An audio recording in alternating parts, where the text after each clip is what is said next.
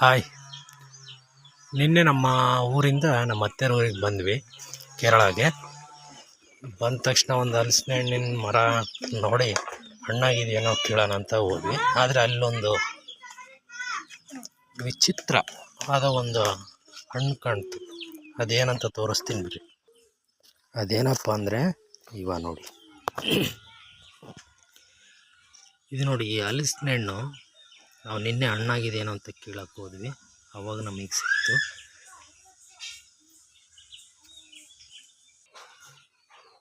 ಇದು ಯಾವ ರೀತಿ ಇದೆ ಅಂತ ನೀವು ಕಮೆಂಟ್ ಮಾಡಿ ನನಗೆ ತಿಳಿಸಿ. ನೋಡಿ, ಈ ಮಲ್ಲಿಗೆ ಹೂವಿನ ಗಿಡ ನೋಡಿ ಎಷ್ಟು ಚೆನ್ನಾಗಿ, ಎಲ್ಲ ಮೊಗ್ಗು ಎಷ್ಟೊಂದು ಬೆಳೆದೈತೆ. ಈ ಇದರಲ್ಲಿರೋ ಗಿಡವನ್ನೆಲ್ಲ ಕಿತ್ಕೊಂಡು ನಮ್ಮ ಮನೆಯವ್ರು ಕಟ್ತಾ ಇದ್ದಾರೆ ನೋಡಿ. ಎಷ್ಟೊಂದು ಹೂವು ಸಿಕ್ಕಿದೆ.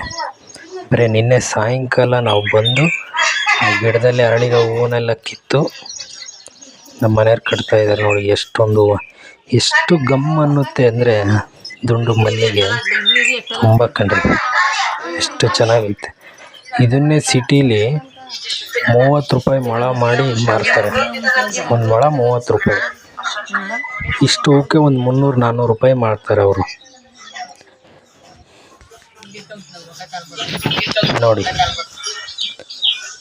ಕಟ್ಟಿ ಎಲ್ಲ ತೋರಿಸ್ತಾ ಇದೆ ಹೆಂಗಿದೆ. 150-300 ರೂಪಾಯಿ ಮಾಡ್ತಾರೆ. ಮೊಳ 30 ರೂಪಾಯಿ ಅಂತ.